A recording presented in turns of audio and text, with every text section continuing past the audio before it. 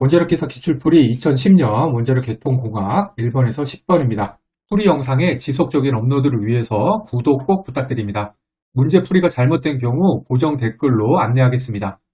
댓글을 통해 추가적인 문제 풀이 해설은 하지 않습니다. 대신 영상을 시청하시는 분들이 댓글을 통해 의견을 나누는 것을 추천합니다. 고정 댓글에 기출문제 파일 다운로드 링크 있으니까 프린트해서 보세요. 1번 원자로 운전 조건에서 장시간 사용된 해결료 지르칼로리 피복제에서 발생하는 문제가 아닌 것은 해결료 피복제 중에서 지르칼로리에서 발생 가능한 문제는 수소치와 중성자 조사로 인한 크립 병역, 요거는 피복제 팽창을 말하고요. 그리고 플래팅 형상, 요거를 마모를 말합니다. 그 다음에 응력, 부식, 균열 등이 있습니다. 따라서 1번에서 3번은 발생하는 문제가 많고요. 4번 팽용 같은 경우에는 핵분열 생성밀 및 핵분열 기체로 인해 해결료 밀도가 감소되는 형상으로 피복제에서 발생되는 현상은 아닙니다. 따라서 답은 4번 되겠습니다. 또 알아두면 좋은 게 해결료 고미라하고 팽륜 요거 두 개 같이 알아두면 좋은데요. 고미라는 소결 펠렛형의 해결료의 밀도가 증가하는 현상으로 과학가스 봉인으로 방지할 수가 있고요. 팽륜은 핵분열 생성물하고 핵분열 기체로 인해서 발생을 하고 이로 인해서 해결료의 밀도를 감소가 됩니다. 고미라는 초기에 발생하고요. 팽륜은 뒤로 갈수록 발생합니다.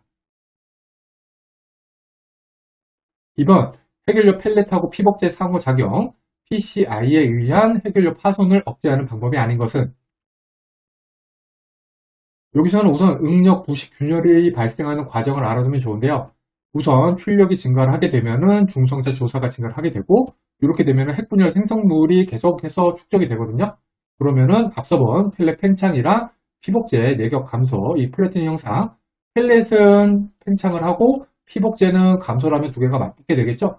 그래서 해결료 펠렛, 피복제 사교작용인 펠렛 클레딩 인터랙션, 즉 PCI가 발생하게 됩니다. 이 PCI가 발생을 하게 되면은 인장 응력이 증가를 하고 분열성 기체의 아이오다인과 반응을 해서 응력, 부식, 균열이 생기게 됩니다. 따라서 4번 해결료, 피복제 내경 감소 요거 같은 경우에는 플래팅 형상을 증가시키는 것이기 때문에 PCI를 유발하는 원인이 돼서 정답은 4번 되겠습니다.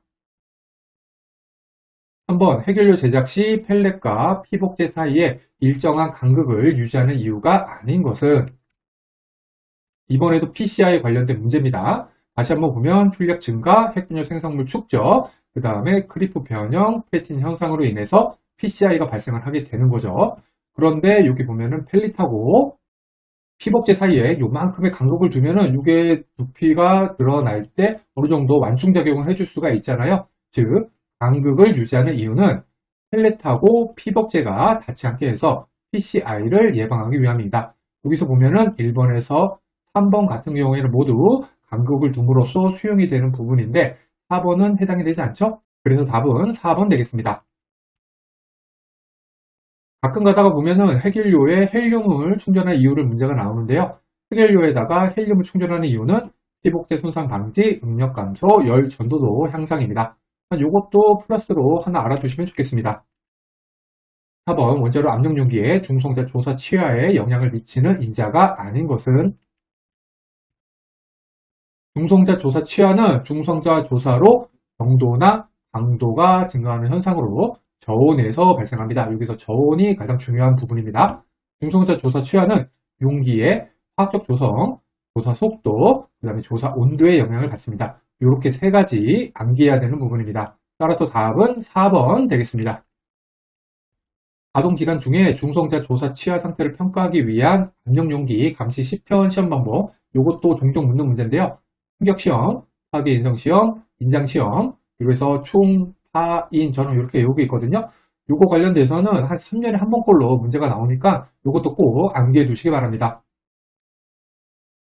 5번 증기발생기 튜브에서 가장 많이 발생하는 손상 메커니즘은 이번에도 응력, 부식, 균열 관련 문제인데 이것도 또 나왔네요. 기본적으로 응력, 부식, 균열은 해결료 피복제, 지르칼로리 피복제가 되겠죠? 여기에서 발생되는 현상으로 이해하시면 됩니다.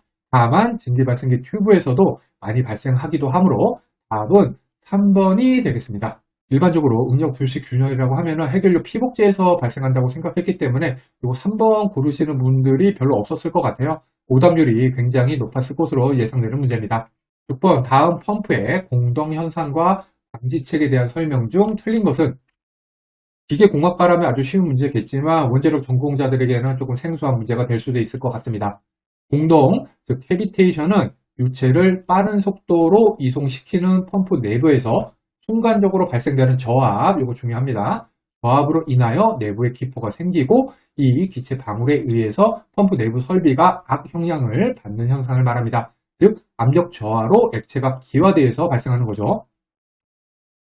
4번을 보면은 공동 현상을 방지하기 위해 펌프 흡입구에 포화 압력 상승이 필요하다 이렇게 돼 있잖아요. 그런데 이 포화 압력이란 게 물이 기화되려는 압력이기 때문에 포화 압력이 상승을 하게 되면은 기화 가능성이 높아지게 되므로 방지 대책에 해당이 되지 않습니다. 따라서 답은 4번 되겠습니다. 7번 다음 그림은 국내 원자력 발전소의 2차 개통에 대한 TS 선도이다. 구간별 과정을 틀리게 기술한 것은 요거 매우 기출 빈도가 높은 랭킨 사이클 문제로 요거는 전부 암기 꼭 하셔야 됩니다. 여기 보시면은 시작점은 펌프로 해놨거든요. 암기 시작점은 펌프, 스팀 제너레이터, 고압 터빈, 가열기, 저압 터빈, 복수기. 요거 앞글자만 따서 P, S, T, H, T, C, C는 컨덴서 되겠죠? 요렇게 순서대로 외웠고요. 여기 보시면 S랑 T 제가 써놨잖아요. 요 S는 엔트로피가 되겠고 T는 온도가 되겠습니다. 일단 기본적으로 랭킨 사이클은 시계 방향으로 돌다고 생각을 하셔야 되고요. 가장 긴 코스가 복수기가 됩니다. 그러면 여기서 가장 긴 거는 5번에서 6번이 되겠죠? 그래서 5번에서 6번 사이 기간이 복수기, 요게 해당이 됩니다. 여기 보시면은 엔트로피, S는 어떻게 되어 있죠? S는 감소를 하고 온도 T는 그대로죠? 그래서 이게 해당이 되고요.